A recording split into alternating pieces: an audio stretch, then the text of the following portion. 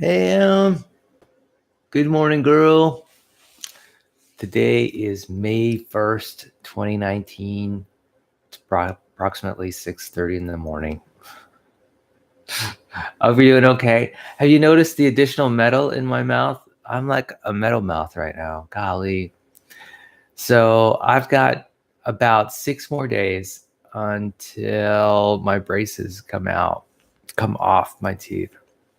So I'm really looking forward to that. I'm hoping that this 6 days will fly by. I think there's a good chance that they will. Um, I went to the orthodontist yesterday and I found out that the sort of last part of um, having braces is this final week, which is special in some way. And it involves putting lots of rubber bands on your teeth, lots of rubber bands, like 8 of them. They don't tell you about this. It's kind of funny. You just gotta find out the day it happens.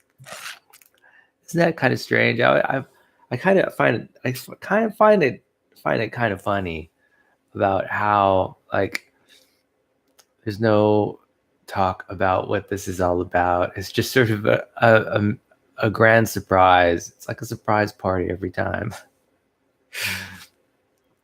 I'm guessing that maybe I don't know. I don't know. I guess I'm feeling like I'd like to know in advance what is going to happen instead of just being surprised all the time. I guess that's just a preference of mine. I'm all for consciousness and awareness. So this is going to be an amazing week this week. I've got a lot of things going on. Um, I've got the STEM Expo coming up, the science fair, the high school science fair coming up at Lompoc High School. Really looking forward to that. I'll be participating and volunteering my time as a judge, judging student projects on Friday night. I'll be doing that for about 3 hours.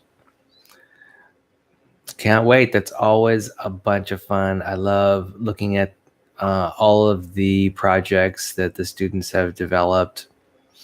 I'm curious about their good ideas, about their bad ideas. I'm kind of curious about everything about what they're doing. Um, I love the new technologies. I'm kind of curious about the ideas, how they apply, what tools they use to do their explorations, and also what tools they use to sort of mark up the poster board. I mean, I'm interested in it all, and I really gain a lot from the various projects and learning about them. And I don't know, it's neat to be just around a lot of people who are curious about the world and have that passion for adventure and discovery and wanting to know the truth. I mean, come on, what an amazing atmosphere that is. Yeah, I totally love it. So, and then Saturday, I am going to Shebang, the Music and Art Festival in San Luis Obispo. Definitely looking forward to that. That's a good 10, 12 hours of dancing and music and partying with friends. It's going to be fun. Yeah, definitely looking forward to that. And another thing, I just signed up to walk in the Solstice Parade, the Santa Barbara Solstice Parade that's coming up on the 22nd of June, which is really soon. It's only like 2 months from now. So that's cool. I've already come up with some costume ideas. I'm going to be wearing white, I think, mostly. And then I'll be using hair dye, some face paint, and maybe even a tattoo or two. along with garlands and some Christmas tinsel. I know. I know, it's an idea. It's forming. My brain is bubbling. Uh, I think I'm pulling some idea of what I want to do together. It's coming together in this. Who knows how it'll come out eventually, but um, I think it'll be fun and bright. And the two key colors of the costume are going to be white and pink. White and pink, which is consistent with the colors of the group I'm going to be walking with, the Pink Party, Kim Van Dyke's Pink Party. We're going to be superheroes. I know. What a wondrous thing that is. So I'm looking forward to that. That's going to be good. I'm glad I did that. I'm also planning for my trip to Albuquerque, New Mexico later this month. I'll be leaving, the 22nd or 23rd of May, and then coming back on the 27th or 28th of May. 28th of May, I think. So that will be cool. So I'm starting to, schedule appointments with other people about hanging out. We'll get there. We'll get there somehow. We'll make it work. Oh boy. So that is what's going on. I'm also going to Tucson, Arizona later this week, in about 2 weeks. So I've got all kinds of stuff going on just this month, man. Gonna try to keep it together. And so that's great. And then I got night class and then work. I am totally fully occupied. And, one thing that I've been enjoying lately is focusing my attention. Definitely, this is a habit for the ages. I think I have a tendency to, I think I knock myself out of flow sometimes through habitual speaking, through automatic thoughts. And I think that has an impact on my mood sometimes. So this focus on paying attention to what I'm doing in the moment and, really trying to meet my goals about what I'd like to do. Say when I try to meet my goals about, say, going to sleep, going to bed in the evenings, and then waking up in the mornings, and just following my rather rigorous schedule, which I've set up for myself. That's good enough. It really helps keep me on track. I'm finding that this focus on attention and trying hard, right? Effortful activity in the direction that I want to go, focused on the values that I want to express and the values that I want to sort of capture and make part of my life, is really the way to go. And, I'm finding that the less, in fact, I've sort of come up with this idea, there are unpleasant ideas and they're great to have around as sort of a critique of your behavior. And, that exploration is just wonderful to have every once in a while to sort things through. But if there are highly negative ideas, like ideas that spur sadness and anger and, and these ideas pop up into people's minds all the time. These are automatic thoughts. It's just how the brain works. I have a feeling that in order to motivate human beings, I know if I was if I had a human being and I wanted to get it out, stop it from sitting all day long, You got to motivate it. Even, as a designer of human beings, I would, um, I would create thoughts which were quite disturbing, and to get that human body walking or running or eating healthy food or paying attention to the time. In fact, I couldn't think of a better mechanism than to have a brain that would sort of do a lot of catastrophizing, do a lot of exaggerating. How else do you overcome sort of the lazy human beings, right? I mean, human beings are prone to inactivity. We just are. We like doing the same things. We like playing video games and sitting down and resting.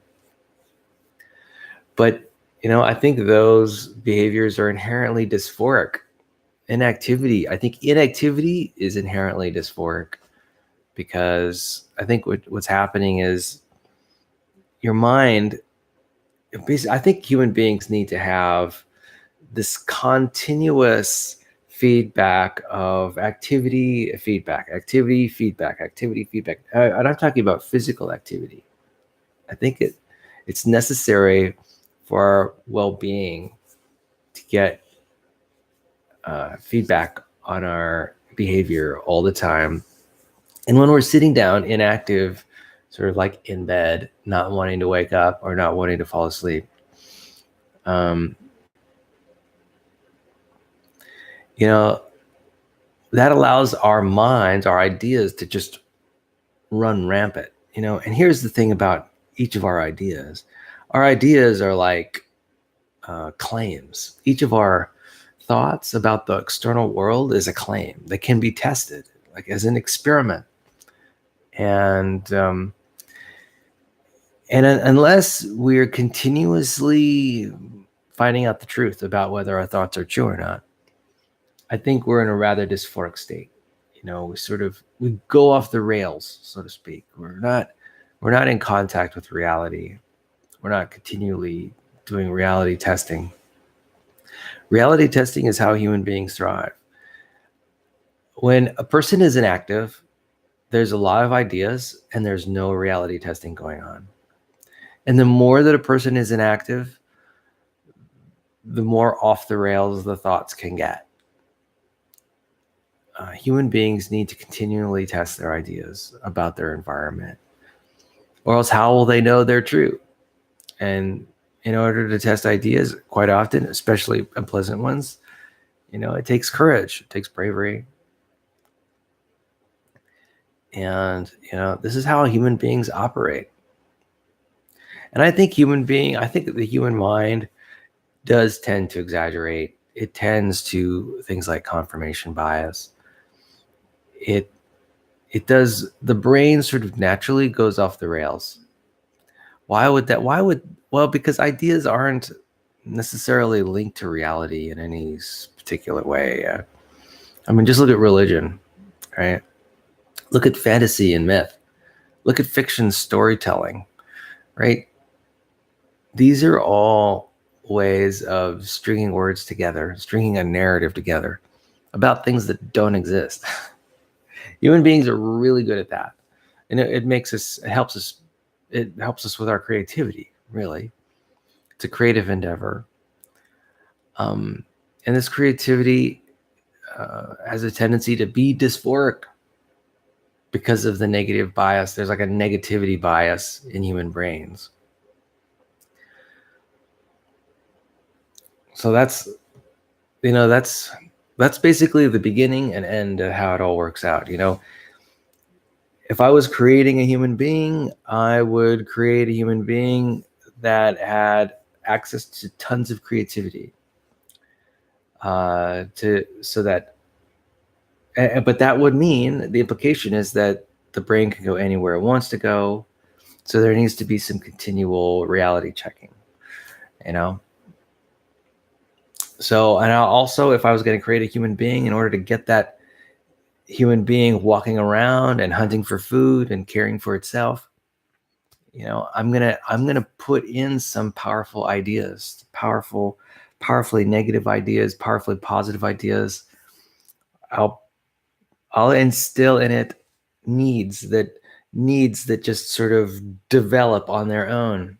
Human beings have needs, but where do the needs come from? Well, these needs come from our own minds, right? They come from our own thoughts, and they just generated out of just maybe we look at an advertisement from the media, and we say we want that, we want this amazing house, we want that amazing vacation, that amazing car, that education, that prestige and fame and money, and that gets us kickstarted, and then we get out of bed. That's right. Now, it turns out that external reality is really tough to change. Like, I can't just go make $1 million.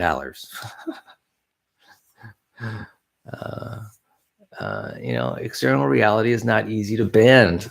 And so, human beings do our best through communication and behavior. But yeah, I think that's what it's all about. So in a way, that beginning to end aspect of human behavior, that mind it needs these powerful thoughts to kickstart our behavior and make us active.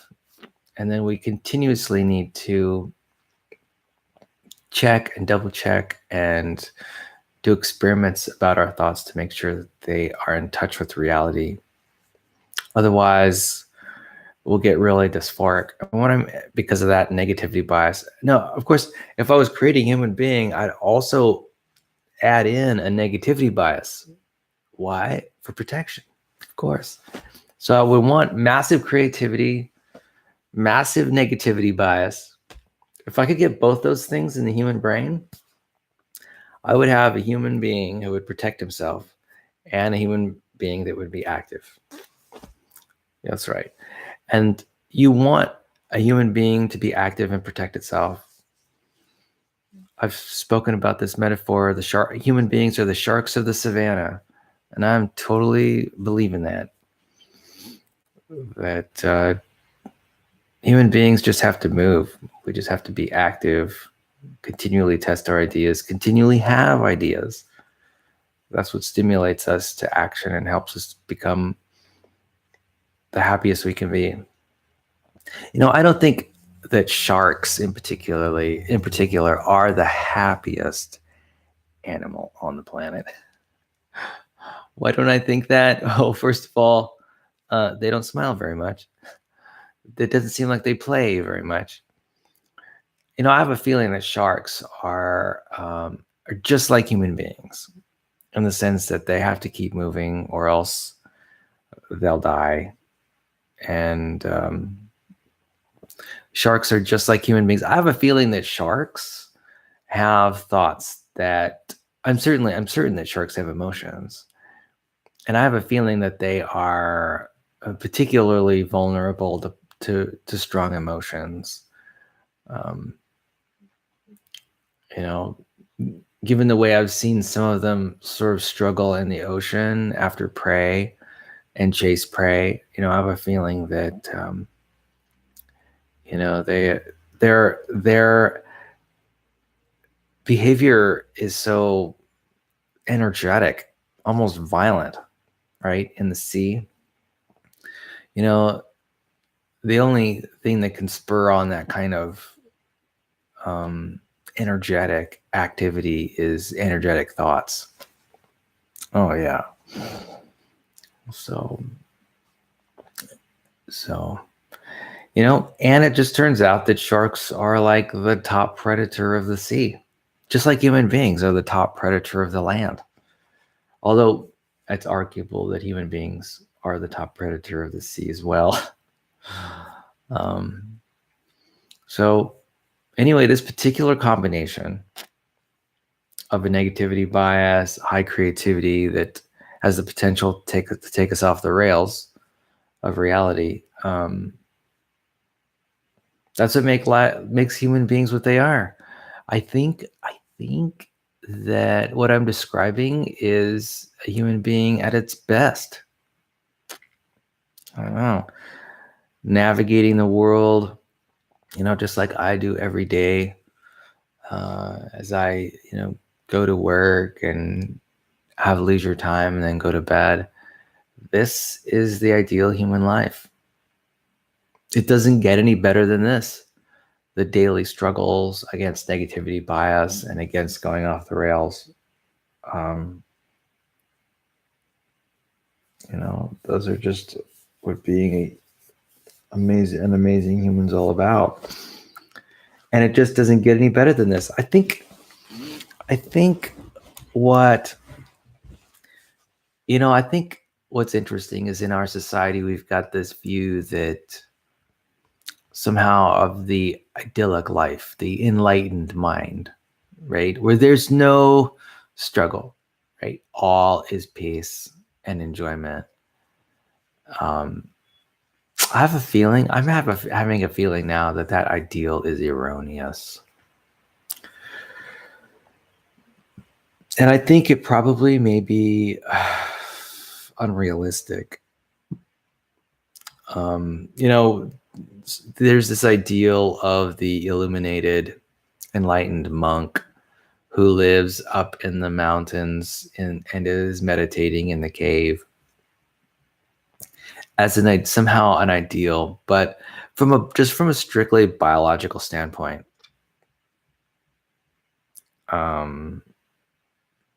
if I were a human body, that would not be the ideal for me. As a bicep muscle or a quadricep muscle, or as a human brain, that would not be an ideal existence. Just speaking from a body part perspective. Body parts want to be exercised.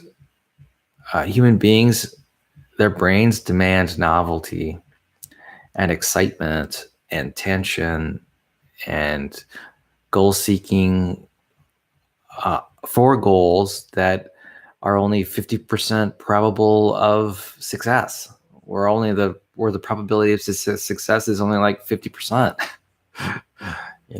That's an excited and interested brain. And you just can't get there. You can't. All the human body parts, the brain, the bones, the muscles, they just don't thrive with a person sitting in a cave all day long meditating. And I think that's a mistaken ideal. In fact, we can look at animals as good aids for us to figure out what a healthy life is all about. And I think animals have it really provide good examples.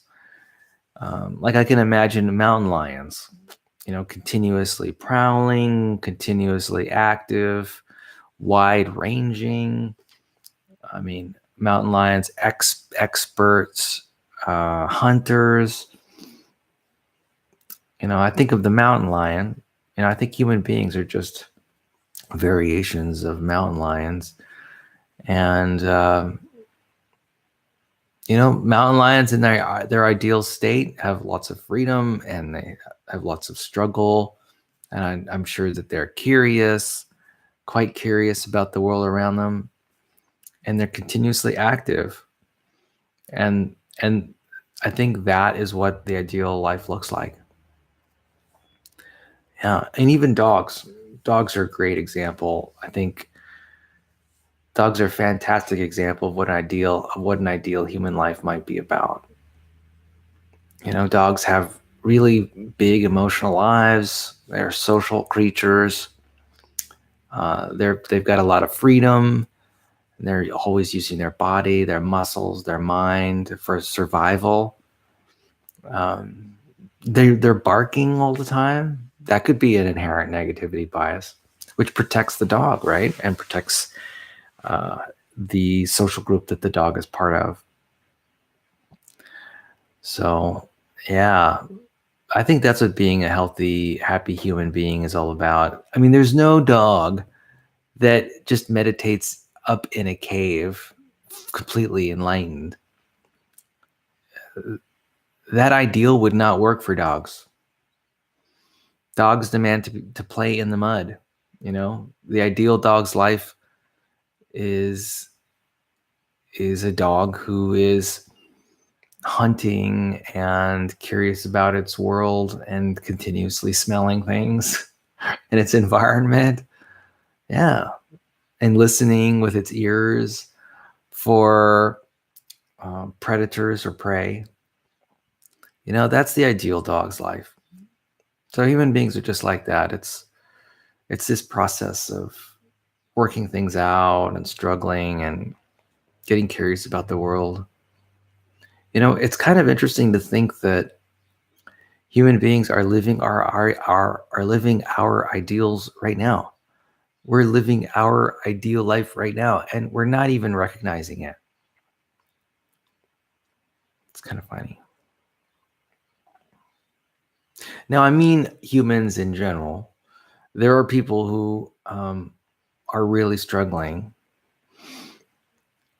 because they are struggling with problems with their narrative or problems with their inactivity, problems with sort of overdoing it in some respects with food and other things, and some forms of entertainment, high physical risk activities, and even, struggling with human beings struggle in a lot of ways. Those are not necessarily living their ideal life. Certainly not if they're sick or anything like that. But the potential is quite there. I think it's apparent, and I think more people are living their ideal life than think they're living their ideal life. It's kind of interesting. It's kind of interesting how a person might be living their ideal life and at the same time be mistaken about what an ideal life might look like. Oh, yeah. I mean, I can imagine a person like me. First of all, I'm doing fantastic in life. I'm doing really well right now. But I could imagine having this view that my ideal life, my best life, would be meditating in a retreat somewhere in a cave for days and days and days and days. You know, I can imagine that being the case. I mean, an active, vibrant life like I have now, and then this vision of what a perfect life would be. I mean, a completely disparate vision from the current situation. You know, it's kind of funny how human beings can be mistaken about things like that, about what ideal life is possible for them. You know, in a way, I feel a relief. That idea is a relief for me. It's powerful to acknowledge that my visions about what I think I need could be mistaken. How having, these needs pop up in my mind, it just sort of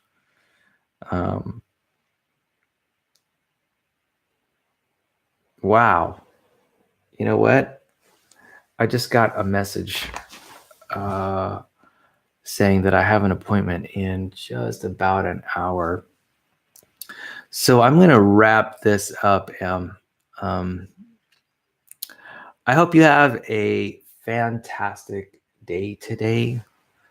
Well, you know what? I think we can stretch it out just a little bit. Yeah. Just doing some timing thinking. So tonight, I'm going to be going to my welding class. That's right. Oh, I got to get my welding outfit out. And I'm also going to go work out at the gym today. Going to do some bicycling. And, while I'm here, let me address the subject of this video. So The subject of this video is what close calls have I had in my life? Well, let me tell you, I'm one of the luckiest people on the planet. I've had a ton of close calls. And um,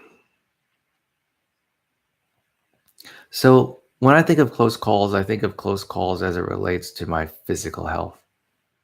So I've spoken about some of these close calls before because they're just a part of my history, a part of my makeup. So there was that one time your mom and I were driving from Truckee, I guess down back to Lompoc, but we were in the sort of just outside of Truckee, California. And, um, we just slid on some ice in the road and it was snowy and we almost got hit by a semi tractor trailer. Good thing nothing happened. But that was a close call. I was concerned about that. And at that time, you were just a fetus in your mom's womb. And that was reason for double concern. But we made it. It really was just a close call.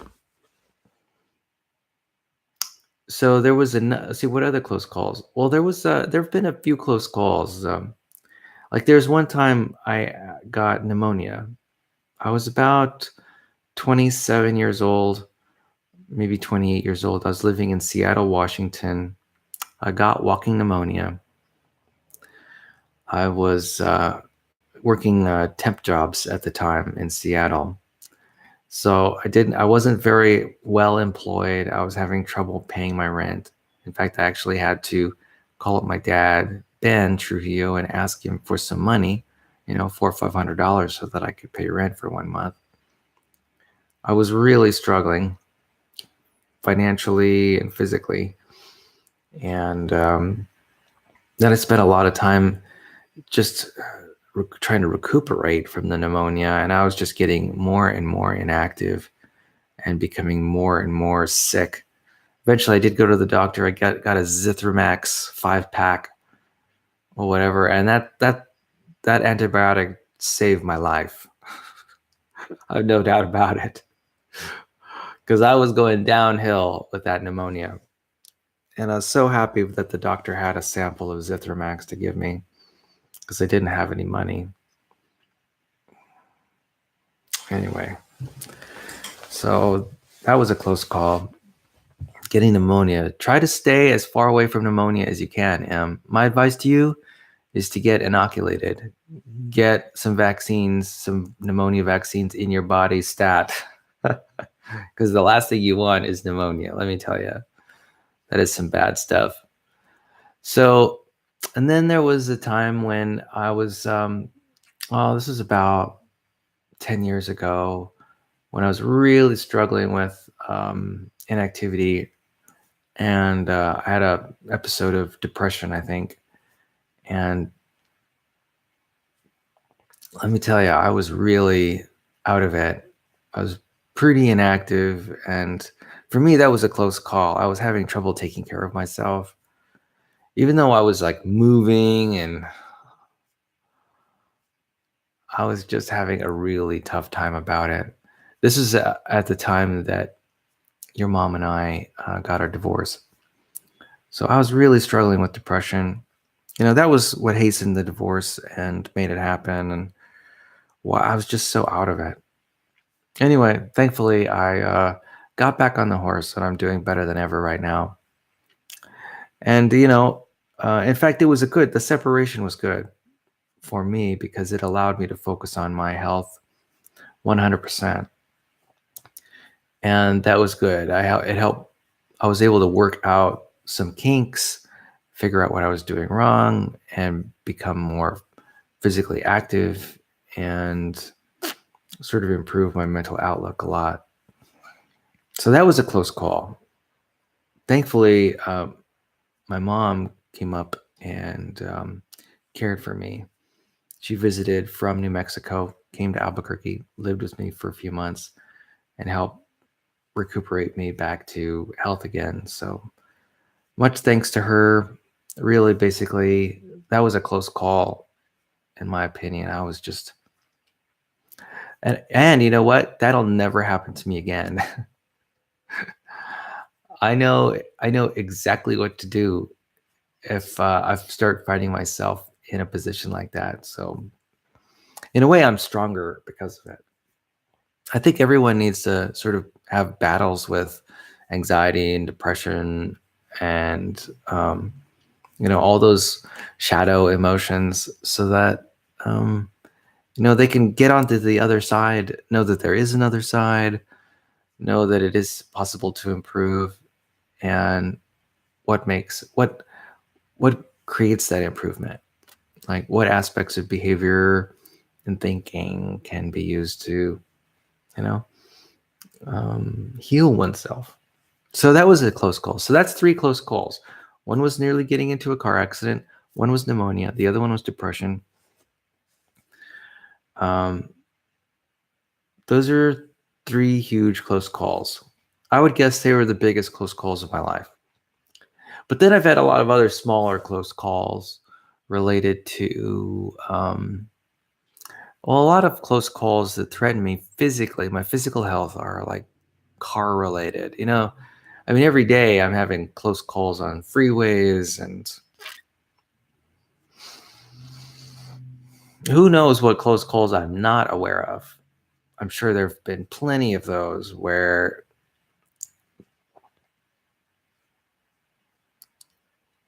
only other people recognize the physical danger I was in. Yeah. So anyway, I am going to wrap this up now. I just want to say how much I enjoy spending time with you, and I hope that you have an amazing week. I hope you have an amazing day today, Wednesday.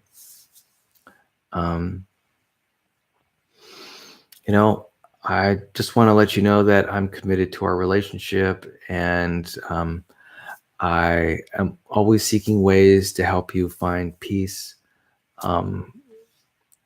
and help you sort of reduce any anxiety you might feel about getting to know me better or visiting with me.